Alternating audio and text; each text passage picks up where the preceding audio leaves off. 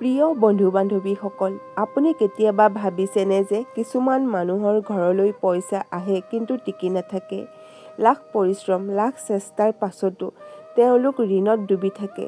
যদি কেতিয়াবা ইনকাম বাঢ়ে তেন্তে হঠাতে যিকোনো বেমাৰ, যিকোনো ধৰণৰ খৰচ বা যিকোনো দুৰ্ঘটনাই সকলোবোৰ কাঢ়ি লৈ যায়। যেন ধন টকা পইচা ঘৰলৈ নাহেই, ঘৰৰ পৰা ওলাইহে যায়। সকলোৱে কয় যে ভাগ্য বেয়া আছিল, কিন্তু সত্যটো এইটোৱে যে বহুবাৰ ভাগ্য বেয়া নহয়, ঘৰখনত ৰাখি থোৱা কিছুমান বস্তুৱে ভাগ্যক শিকলিৰ দৰে বান্ধি পেলায়। পুৰাণত কোৱা হৈছে যে য'ত অন্ধকাৰ আছে, য'ত অব্যৱস্থা আছে, য'ত ভঙা চিঙা বস্তু আৰু মৃত উৰ্জা আছে, সেই ঠাইত লক্ষ্মীয়ে নহয় দৰিদ্ৰতাই নিবাস কৰে। আজি আমি কিছুমান এনেকুৱা বস্তুৰ কথা জনাম যিটো দেখিবলৈ সাধাৰণ যেন লাগে, কিন্তু ইয়াৰ প্ৰভাৱে জীৱনলৈ বিনাশ কঢ়িয়াই আনিব পাৰে। এই বস্তুবোৰ ঘৰত থকা মানে হৈছে দুৱাৰ খুলি থৈ দিয়া আৰু দৰিদ্ৰতা, বাধা, দুৰ্ঘটনা আৰু দুৰ্ভাগ্যক স্বয়ং আমন্ত্ৰণ কৰা। মনা যায় যে দেৱতাক মাতিলে আহে, কিন্তু দুৰ্ভাগ্য নমতাকৈ ঘৰলৈ সোমাই আহে। আৰু সকলোতকৈ ভয়ংকৰ কথাটো হ'ল মানুহে এই বস্তুবোৰ অভ্যাস, অসাৱধানতা আৰু অজ্ঞানৰ কাৰণে বছৰ বছৰ ধৰি ঘৰত সজাই থয়। তেওঁলোকে বুজিব নোৱাৰে যে তেওঁলোকৰ টকা পইচা কিয় পানীৰ দৰে উপঙি গৈছে, কিয় মন অশান্ত হৈ থাকে, কিয় বেমাৰ, হাই কাজিয়া, ধাৰ ঋণ আৰু অশান্তিয়ে তেওঁলোকৰ ঘৰখনত বাস কৰি আছে। দেৱদত্তত কোৱা হৈছে যে সংসাৰত দুটা শক্তি আছে, এক মাতিলে আহে লক্ষ্মী আৰু এটা হৈছে নমতাকৈ আহে দৰিদ্ৰতা। সেইকাৰণে আজিৰ এই ভিডিঅ'টো সকলোৰে বাবে অতিকৈ গুৰুত্বপূৰ্ণ। যদি আপুনি আজি নাজানে যে আপোনাৰ ঘৰত কি লুকাই আছে, তেন্তে গোটেই জীৱনটো আপুনি এইটোৱে ভাবি থাকিব যে ভাগ্যই কাম কৰা নাই, য'ত সত্যটো এইটোৱে যে ভাগ্য তৈয়াৰ আছিল, কিন্তু ঘৰখনে ইয়াক অস্বীকাৰ কৰিলে। গতিকে তৈয়াৰ হৈ যাওক, কিয়নো আজি আপুনি জানিব যে এই বস্তুবোৰ যদি ঘৰখনত থাকে তেন্তে নে ঘৰখনলৈ লক্ষ্মী আহে, ইয়াৰ বিপৰীতে জীৱনলৈ প্ৰৱেশ কৰে ভয়ংকৰ দৰিদ্ৰতা আৰু বাধাৰ ছায়া। হ'ব পাৰে আপুনিও নজনাকৈয়ে ভুল কৰি আছে। এদিন নাৰদ মুনি পৃথিৱী লোকত বিচৰণ কৰি আছিল। মুখমণ্ডলত মিঠা হাঁহি, হাতত বীণা, মনত ভগৱান বিষ্ণুৰ নাম।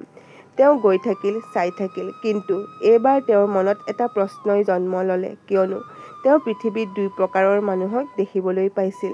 কিছুমান লোকে সদায় মন্দিৰলৈ গৈছিল, ঘণ্টা বজাইছিল, পূজা পাঠ কৰিছিল, ধূপ দীপ জ্বলাইছিল, কিন্তু তথাপিও তেওঁলোকৰ ঘৰখনত দৰিদ্ৰতা আছিল আৰু তেওঁলোকৰ চেহেৰাত সন্তোষৰ ঠাইত হতাশ আছিল। কাৰোবাৰ ওচৰত ৰেচন নাছিল, কাৰোবাৰ ওচৰত চাকৰি নাছিল আৰু কাৰোবাৰ ওচৰত এনেকুৱাও আছিল যে কেতিয়া খাবলৈ পাব নিশ্চিত নাছিল, কিন্তু তথাপিও সদায় সন্ধিয়া বন্তি জ্বলে, ৰাতিপুৱা পূজা কৰা হয়।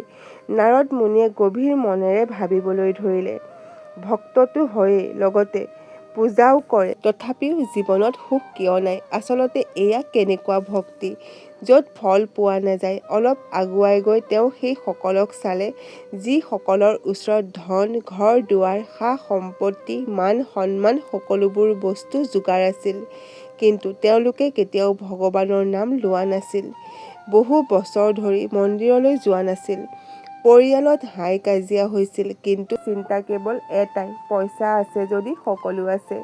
নাৰদ মুনিয়ে এই দৃশ্য দেখি আৰু চিন্তাত পৰিল, আৰু তাতেই থিয় হৈ তেওঁ মনৰ ভিতৰতে ক'লে, যদি ভক্তি কৰা সকল দৰিদ্ৰ আৰু দুখীয়া হয় আৰু ভক্তি নকৰা সকল ধনৱান হয় আৰু সুখী হয়, তেন্তে আধ্যাত্ম আৰু পূজাৰ মাজত কি আছে? নাৰদ মুনি বৈকুণ্ঠ লোকলৈ গ'ল। সেই ঠাইৰ পৰিৱেশ অদ্ভুত আছিল। দেৱ গন্ধৰ্বৰ গীত, মিহি মিহি কমলৰ সুগন্ধি আৰু শান্তিৰে ভৰি থকা দিব্য আভাস। কমলৰ ওপৰত বিৰাজমান ভগৱান বিষ্ণু সেই কমলৰ ওপৰত হাঁহি আছিল। নাৰদ মুনিয়ে আগুৱাই গৈ বিনম্ৰতাৰে প্ৰণাম কৰিলে, নাৰায়ণ নাৰায়ণ। ভগৱান বিষ্ণু মধুৰ হাঁহিৰে ক'লে, আহা দেৱৰ্ষি, কোৱা আজি পৃথিৱী লোকৰ পৰা কি জিজ্ঞাসা লৈ আহিছা? নাৰদে একো সংকোচ নকৰাকৈ ক'লে, প্ৰভু, মই পৃথিৱীত বহুত অদ্ভুত দৃশ্য দেখিলোঁ। কিছু লোকে ভক্তি কৰে, নিয়মিত পূজা পাঠ কৰে, তথাপিও দৰিদ্ৰতা, বাধা আৰু দুখৰ মাজত জীৱন কটাইছে। য'ত কিছুমান এনেকুৱা লোক আছে যিসকলে আপোনাৰ নাম পৰ্যন্ত নলয় তথাপিও তেওঁলোকৰ ওচৰত ধন, সুখ আৰু সকলো সুবিধা আছে। প্ৰভু, এনেকুৱা কিয়? কি আপোনাৰ কৃপা এনেকুৱা লোকৰ ওপৰতেই পৰে নেকি? নাৰদৰ শব্দত বিনম্ৰতা আছিল, কিন্তু প্ৰশ্ন গভীৰ আছিল। পৰিৱেশ অলপ সময়ৰ বাবে শান্ত হৈ পৰিছিল। ভগৱান বিষ্ণুৱে লাহেকৈ হাঁহি মাৰিছিল, যেন তেওঁ সকলো জানিছিল। নাৰদৰ মনত এদিন এই প্ৰশ্ন অৱশ্যেই আহিব। বিষ্ণুৱে ক'লে, দেৱৰ্ষি, কেৱল পূজা-পাঠ কৰি মোক আৰু লক্ষ্মীক ঘৰলৈ মতাটোৱেই আৱশ্যক নহয়। পূজাত ভাৱনা, কৰ্মত সত্যতা আৰু মনৰ ভিতৰত বিনম্ৰতাৰো আৱশ্যক হয়। নাৰদে ধ্যান দি শুনি থাকিল। ভগৱান বিষ্ণুৱে আগলৈ ক'লে, যিসকল লোকে কেৱল মন্ত্ৰ জপ কৰে কিন্তু তেওঁলোকৰ ব্যৱহাৰ অহংকাৰ, কূটনীতি, স্বাৰ্থ আৰু আলস্যৰে ভৰি থাকে, এনে ঘৰত যিমানেই বন্তি নজ্বলক কিয়, কিন্তু অনুগ্ৰহ ৰখি নাথাকে। আৰু যিসকলে লাগিলে ভক্তি নকৰকেই, যদি তেওঁলোকৰ কৰ্ম সত্য হয়, মন দয়ালু হয় আৰু ব্যৱহাৰ পবিত্ৰ হয়, সেই ঠাইত স্বয়ং মোৰ কৃপা মাৰ্গ বিচাৰি গৈ পায়। নাৰদে আচৰিত হৈ সুধিলে, প্ৰভু, তেন্তে পূজা কৰাটোৱেই পৰ্যাপ্ত নহয়? ভগৱান বিষ্ণুৱে হাঁহি মাৰি ক'লে, নহয় দেৱৰ্ষি, ভক্তি কেৱল মুখেৰে নহয়, হৃদয় আৰু কৰ্মৰে হ'ব লাগে। মাতা লক্ষ্মীয়ে ক'লে, হে দেৱৰ্ষি, কেৱল পূজা-পাঠেই মানুহৰ দৰিদ্ৰতাৰ কাৰণ নহয়। মানুহৰ কিছুমান ভুল আৰু কিছুমান এনেকুৱা আচৰণ আছে, যাৰ কাৰণে তেওঁলোকে পূজাৰ সম্পূৰ্ণ ফল নাপায়। নাৰদ মুনিয়ে সম্পূৰ্ণ উৎসাহেৰে সুধিলে, সেইটো কি মাতা? মাতা লক্ষ্মীয়ে ক'লে, হে নাৰদ, মানুহে ধন ঘটে, কিন্তু তথাপিও তেওঁলোকৰ ঘৰ দৰিদ্ৰতা, কষ্ট আৰু সমস্যাৰে কিয় ভৰি থাকে? কাৰণ এইটো নহয় যে ধন নাহে, কাৰণ এইটো যে ঘৰখনত কিছুমান এনেকুৱা বস্তু আছে আৰু কিছুমান এনেকুৱা বাস্তুদোষ উপস্থিত থাকে যে ধন টকা পইচাক আহিবলৈ নিদিয়ে আৰু যদি ধন আহেও তাক টিকি থাকিবলৈ নিদিয়ে। নাৰদ মুনি আচৰিত হৈ পৰিল আৰু সুধিলে, মাতা, ইয়াৰ কিবা সমাধান আছেনে? মায়ে হাঁহিলে আৰু ক'লে, হয় নাৰদ, সমাধান আছে আৰু সেই সমাধান মই দিম। বাস্তু শাস্ত্ৰৰ দেৱতা ভগৱান বিশ্বকৰ্মা য'ত উচিত উৰ্জা প্ৰবাহ হয়, য'ত ঘৰ পবিত্ৰ, সন্তুলিত আৰু দোষমুক্ত হয়, তাতেই মই স্থায়ী ৰূপেৰে নিবাস কৰোঁ। মা লক্ষ্মীয়ে লাহেকৈ মূৰটো লৰালে আৰু ক'লে, হয় নাৰদ, ঘৰ কেৱল থকাৰ ঠায়ে নহয়, সেয়া উৰ্জাৰ কেন্দ্ৰ হয় আৰু যেতিয়া ঘৰত ভুল বস্তুবোৰত অশুদ্ধিকৰণ আৰু বাস্তুদোষ থাকে, তেতিয়া সমৃদ্ধিৰ প্ৰৱাহ ৰৈ যায়। তেতিয়া ওচৰতে থকা বিষ্ণুৱে হাঁহিলে। তেওঁৰ কণ্ঠ গভীৰ আৰু শান্ত আছিল। হে নাৰদ, এই ৰহস্য কেৱল লক্ষ্মীয়ে নহয়, বিশ্ব নিৰ্মাণকৰ্তা বাস্তু শাস্ত্ৰৰ দেৱতা ভগৱান বিশ্বকৰ্মাইহে ভালকৈ ক'ব পাৰিব। এনেকৈ কোৱাৰ লগে লগেই চাৰিও দিশৰ ফালে দিব্য প্ৰকাশ বিয়পি পৰিল আৰু এক মুহূৰ্ততে লক্ষ্মী মাতা, নাৰদ আৰু ভগৱান বিষ্ণু এক স্বৰ্ণনিম আকাশ মাৰ্গেৰে বিশ্বকৰ্মা লোক গৈ পালেগৈ। তাত মহল সাধাৰণ নাছিল, সেয়া সম্পূৰ্ণ উৰ্জাৰে ভৰপূৰ আছিল। প্ৰতিটো দিশ, প্ৰতিটো স্তম্ভ, প্ৰতিখন দুৱাৰ সৃষ্টিৰ নিয়মৰ আধাৰত বনোৱা হৈছিল। তেওঁৰ সন্মুখত উজলি থকা প্ৰকাশ উদিত হোৱাৰ ভগৱান বিশ্বকৰ্মাৰ হাতত উপকৰণ, চকুত জ্ঞান আৰু কণ্ঠত অপাৰ শান্তি। তেওঁ ক'লে, মই জানো তুমি কিয় আহিছা। যুগ যুগ ধৰি এইটো প্ৰশ্নই মানুহক অশান্তি কৰি আছে। কিয় ধন থকাৰ পিছতো টিকি নাথাকে? কিয় ঘৰত হাই কাজিয়া, বাধা আৰু কঠিনতাই জন্ম লয় আৰু কিছুমান লোকে কৰ্ম কৰাৰ পাছতো ফল নাপায়? তেওঁ পৃথিৱীৰ ফালে চাই ক'লে, কাৰণ হ'ল বাস্তুদোষ।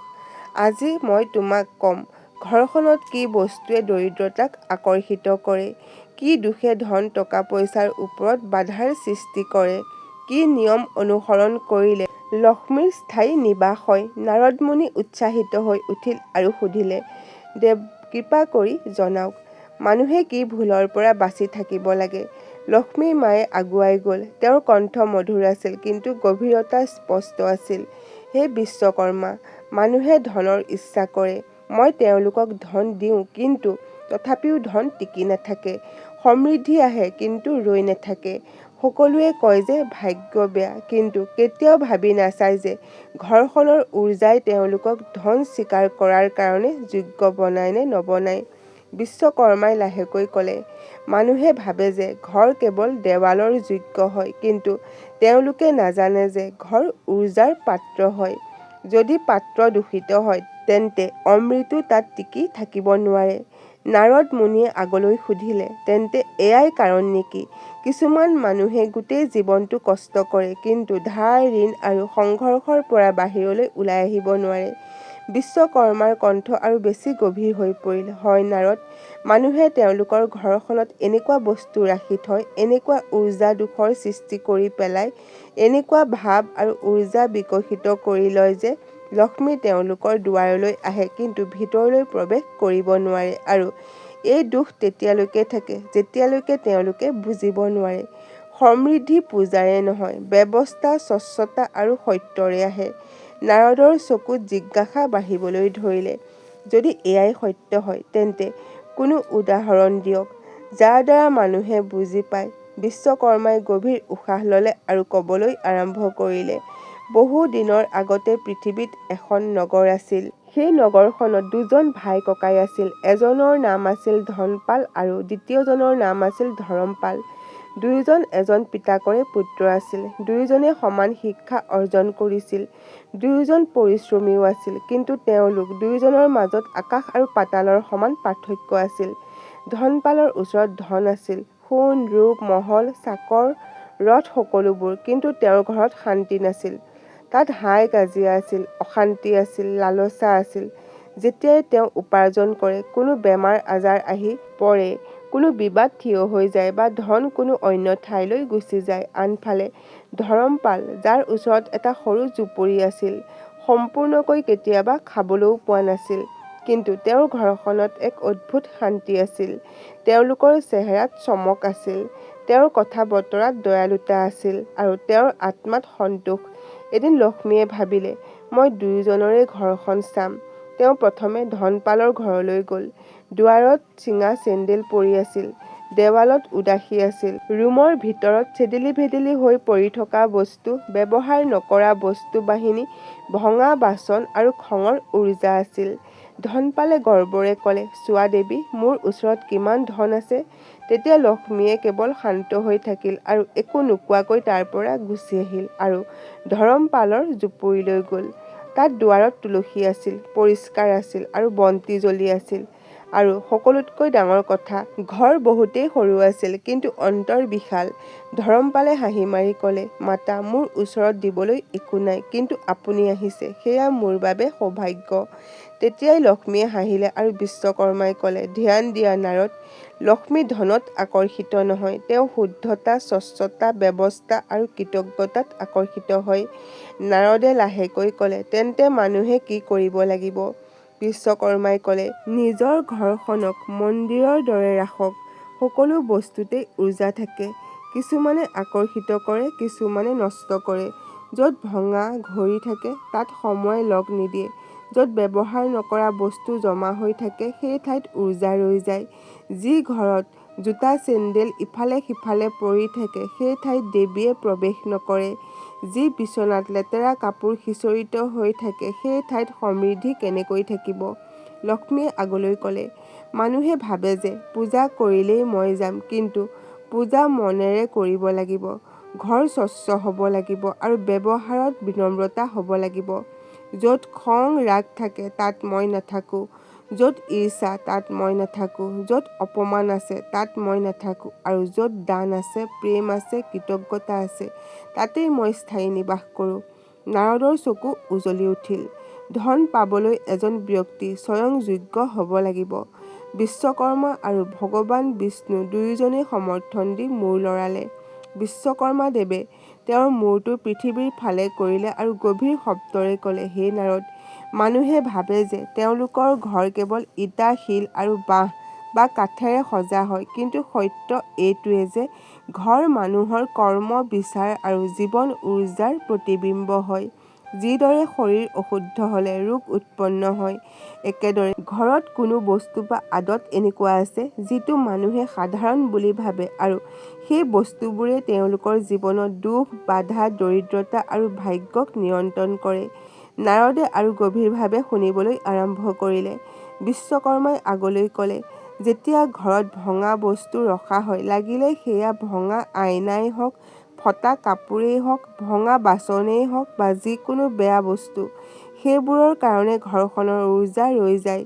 যিদৰে নদীয়ে বৈ যাবলৈ বন্ধ কৰি দিয়ে, তেতিয়া তাত লেতেৰা জমা হয়, সেইদৰে ভাঙি যোৱা বস্তুৱে ঘৰখনৰ সমৃদ্ধিক ৰখাই দিয়ে।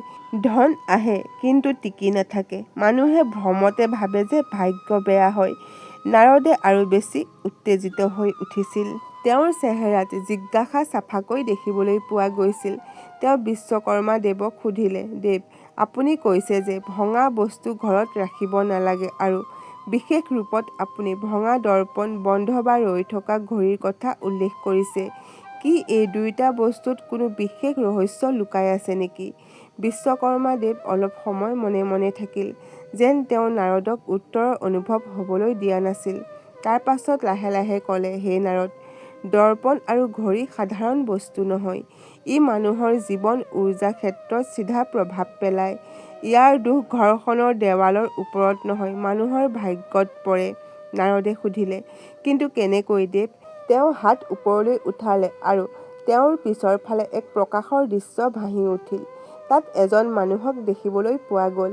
তেওঁৰ ঘৰৰ দেৱালত এখন ভঙা দৰ্পণ ওলমাই থোৱা আছিল। সেই দৰ্পণখনত তেওঁৰ চেহেৰা দুটা ভাগত ভাগ হৈ আছিল। এখনত চেহেৰা চাফা আছিল, দ্বিতীয়খনত বিকৃত আৰু অসমান। বিশ্বকৰ্মাই ক'লে, ভঙা দৰ্পণে এজন ব্যক্তিৰ উৰ্জাক দুটা ভাগত ভগাই পেলায়। মন এফালে যায় আৰু কৰ্ম দ্বিতীয় দিশৰ ফালে গুচি যায়। এনেকুৱা ব্যক্তিয়ে নিৰ্ণয় ল'ব নোৱাৰে।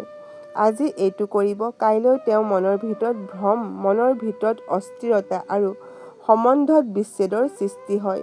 ভঙা দৰ্পণ শৰীৰৰ প্ৰতিবিম্ব নহয়, ভাগ্যত বিভাজন আনে। য'ত আত্মছবি ভাঙে, সেই ঠাইত আত্মবিশ্বাসো ভাঙে, আৰু য'ত আত্মবিশ্বাস ভাঙে, সেই ঠাইত মা লক্ষ্মীৰ আশীৰ্বাদ টিকি নাথাকে। নাৰদৰ চকু বিস্ময়েৰে ভৰি পৰিল। তেওঁ সুধিলে, আৰু ৰৈ থকা ঘড়ী, তাৰ কি প্ৰভাৱ আছে? এইবাৰ বিশ্বকৰ্মা দেৱে দ্বিতীয় দৃশ্য প্ৰকট কৰিলে। দেৱালত ওলমাই থোৱা এটা ঘড়ী, যাৰ কাঁটাকেইডাল বহু মাহ একে ঠাইতে ৰখি আছিল। ঘৰখনৰ লোকসকল ভাগৰুৱা, উদাস আৰু বিনা প্ৰগতিত দেখিবলৈ পোৱা গৈছিল।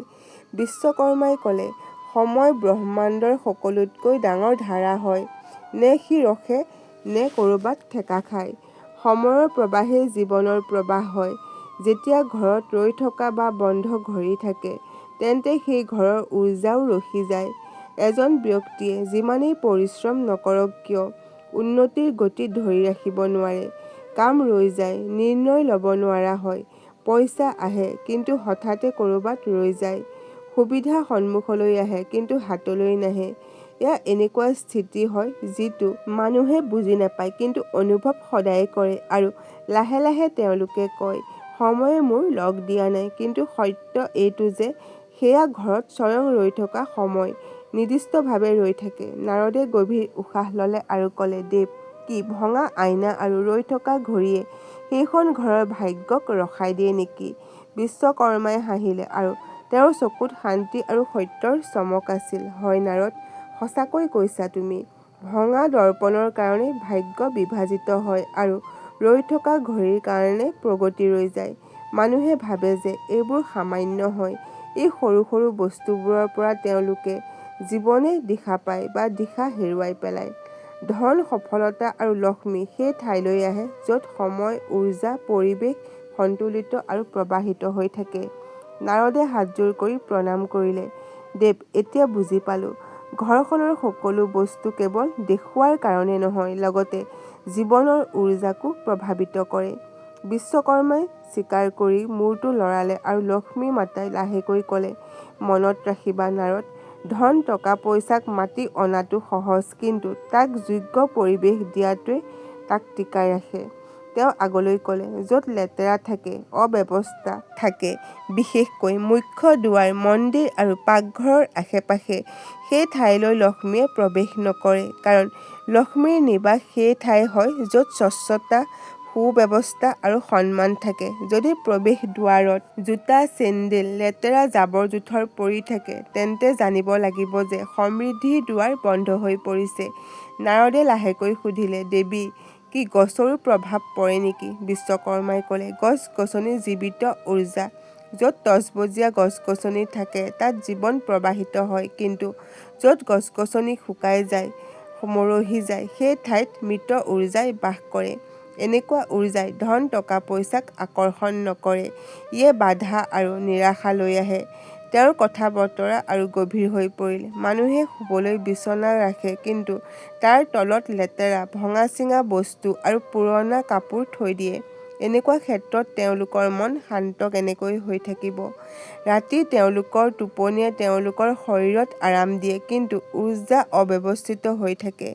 এনেকুৱা ব্যক্তি ৰাতিপুৱা শোৱাৰ পৰা উঠিও ভাগৰুৱা অনুভৱ কৰে আৰু লাহে লাহে জীৱনত নিৰাশা আৰু হতাশা ভৰি পৰে। তাৰ পাছত তেওঁ অলপ সময় মনে মনে থাকিল, যেন কোনো গভীৰ সত্য শব্দৰ অপেক্ষা কৰি আছে। তেওঁ আগলৈ ক'লে, যদি ঘৰৰ মন্দিৰ ভুল দিশৰ ফালে হয়, বিশেষকৈ দক্ষিণ দিশৰ ফালেতো পূজাৰ ফল পূৰ্ণ নহয়। মন্দিৰৰ স্থান উত্তৰ-পূব, যিফালে ঈশ্বৰীয় উৰ্জা পৃথিৱীলৈ প্ৰৱেশ কৰে। পূজাই মানুহক ভাৱনা নহয়, উৰ্জাক সন্দৰ্ভ দিয়ে। যদি দিশ ভুল হয়, তেন্তে ভক্তিয়ে মানুহক সম্পূৰ্ণ ক্ষমতা দিব নোৱাৰে। নাৰদে আকৌ সুধিবলৈ লওঁতেই বিশ্বকৰ্মাই নিজেই ক'লে যে, আৰু এটা কথাৰ ওপৰত বিশেষ ধ্যান ৰাখিবা। ৰাতি বাচন লেতেৰাকৈ থৈ দিয়া, নিমখ বা আটা খোলাকৈ এৰি দিয়া, এইবোৰ অভাৱ উৰ্জাক আকৰ্ষিত কৰে, কিয়নো যি ঠাইত ভোজন অসমানিত হয়, সেই ঠাইত সমৃদ্ধি টিকি নাথাকে। এইবাৰ বিশ্বকৰ্মা দেৱৰ কথাত সাৱধানবাণী আছিল। ঘৰখনত প্ৰকাশৰ অভাৱ অৰ্থাৎ অন্ধকাৰ নাইবা নাকাৰাত্মক উৰ্জাৰ প্ৰৱেশ দুৱাৰ হয়। অন্ধকাৰ ঠাইত ভয়, উদাসী আৰু বাধাই বাস কৰে। সেই কাৰণে ৰাতি মুখ্য দুৱাৰৰ ওচৰত আৰু মন্দিৰৰ ওচৰত দীপ জ্বলোৱাটো কেৱল পৰম্পৰা নহয়, ই উৰ্জা সংৰক্ষণ হয়। তেওঁৰ দৃষ্টি পৃথিৱীৰ এটা কোণত ৰাখিলে। এখন ঘৰত য'ত পানী পৰি আছিল, য'ত পানী বৈ যায় তাত ধনো বৈ যায়। লিকেজ, ফটা পাইপলাইন, একেৰাহে বৈ থকা টেপ, ইয়াৰ সংকেত এইটোৱে যে ঘৰখনে উৰ্জা সন্তুলন কৰিব পৰা নাই। এনেকুৱা ঘৰত উপাৰ্জন হয়, কিন্তু জমা নহয়। তাৰ পাছত বিশ্বকৰ্মাই লাহেকৈ ক'লে, ভঙা আৰু বন্ধ ঘড়ীয়ে কেৱল সময় দেখুৱাবলৈকে বন্ধ নকৰে, ইয়ে জীৱনৰ প্ৰগতি, ভাগ্য আৰু সুবিধাবোৰকো বজাই ৰাখে। কিয়নো ঘড়ী সময়ৰ নহয়, গতিৰ প্ৰতীক হয়। তেওঁৰ চকুত এক চমক আহিল। শুনা নাৰদ, সকলোতকৈ ডাঙৰ দোষ বস্তুবোৰ ব্যৱহাৰ নোহোৱাৰ ফলত হয়। যিখন ঘৰত হাই-কাজিয়া হয়, য'ত ক্ৰোধ আছে, য'ত অপমান আছে, সেই ঠাইত লক্ষ্মী এক মুহূৰ্তও ৰৈ নাথাকে, কিয়নো সমৃদ্ধি হুলস্থুলত নহয়, শান্তিত নিবাস কৰে। তাৰ পাছত অন্তত তেওঁ ক'লে, যিসকল লোকে ফটা আৰু লেতেৰা জোতা, চেণ্ডেল আৰু ফটা-চিঙা কাপোৰ পিন্ধে, তেওঁ অতীততেই লুকাই থাকে। এনে ব্যক্তিয়ে নতুন সুবিধাবোৰ স্বাগত কৰিব নোৱাৰে। অলপ সময়ৰ পাছত তেওঁৰ কথাবোৰ একেবাৰে নম্ৰ হৈ পৰিল আৰু ক'লে, অন্তিম কথাটো মনত ৰাখিবা। যিসকলে চিত্ৰ, মূৰ্তি বা বস্তু, দুখ, হিংসা বা কান্দি থকা হয় বা ভয় দেখুৱাব পৰা হয়, ইয়ে মানুহৰ অৱচেতন পীড়া আৰু দুৰ্ভাগ্যৰ বীজ সিঁচি দিয়ে। জীৱন তেনেকুৱাই হয়, যেনেকুৱা পৰিৱেশ আৰু বিচাৰে মিলি বনায়। সেই কাৰণেই ঘৰখনত সেই বস্তুবোৰকে ৰাখক যিবোৰ শান্তি, সুন্দৰতা, আশা, সৌভাগ্য আৰু সমৃদ্ধিৰ প্ৰতীক হয়। নাৰদ মুনি এতিয়া বহুত চিন্তাত পৰিছিল। তেওঁ বিশ্বকৰ্মা দেৱে কোৱা প্ৰতিটো নিয়ম বুজি পালে। তাৰ পাছত বিনম্ৰ সুৰেৰে ক'লে, হে প্ৰভু, য'ত দুখ আছে তাত দুৰ্ভাগ্য আহে। এই সত্য স্পষ্ট হৈ পৰিল। গতিকে কৃপা কৰি জনাওক যে এনেকুৱা কি বস্তু আছে যিয়ে মানুহক সমৃদ্ধি দিয়ে, এনেকুৱা কি ৰখা যাওক যাৰ দ্বাৰা ঘৰখনত ধন, শান্তি আৰু লক্ষ্মীৰ স্থায়ী নিবাস হয়। তেওঁৰ কথাবোৰ প্ৰশ্নৰ দৰে নাছিল, আশাৰ দৰে আছিল। বিশ্বকৰ্মা দেৱে লাহেকৈ হাঁহিলে, যেন কোনো গভীৰ ৰহস্যক খুলিবলৈ গৈ আছে। তেওঁৰ কণ্ঠ গভীৰ, শান্ত আৰু দিব্য চেতনাৰে ভৰি আছিল। নাৰদ, অন্ধকাৰ যিদৰে প্ৰকাশেৰে সমাপ্ত হয়, সেইদৰে দৰিদ্ৰতা কেৱল ধনেৰে নহয়, স্বাস্তিক উৰ্জাৰে দূৰ হয়। মানুহে ভাবে যে লক্ষ্মী কেৱল সোণত থাকে, কিন্তু সত্য এইটো যে লক্ষ্মী সেই ঠাইলৈ যায় য'ত তিনিটা বস্তু থাকে, শুদ্ধতা, সন্তুলন আৰু শ্ৰদ্ধা। এতিয়া শুনা, এনেকুৱা বস্তু ঘৰত থাকিলে ভাগ্য শুই নপৰে, জাগি উঠে। তেওঁ তেওঁৰ হাতখন উঠালে আৰু স্বৰ্গীয় আকাশত বিশ্ব দেখুৱাবলৈ ল'লে। প্ৰথমে শংখ, য'ত শংখৰ ধ্বনি কৰা হয় সেই ঠাইত নকাৰাত্মক শক্তিয়ে প্ৰৱেশ কৰিব নোৱাৰে। ইয়ে বাতাৱৰণ শুদ্ধ কৰে আৰু ঘৰখনত দৈৱত্ব স্থাপন কৰে। তাৰ কম্পনে লক্ষ্মীৰ উৰ্জাক আকৰ্ষিত কৰে। দ্বিতীয় তুলসী। তুলসী কেৱল গছ নহয়, ই জীৱন উৰ্জা হয়।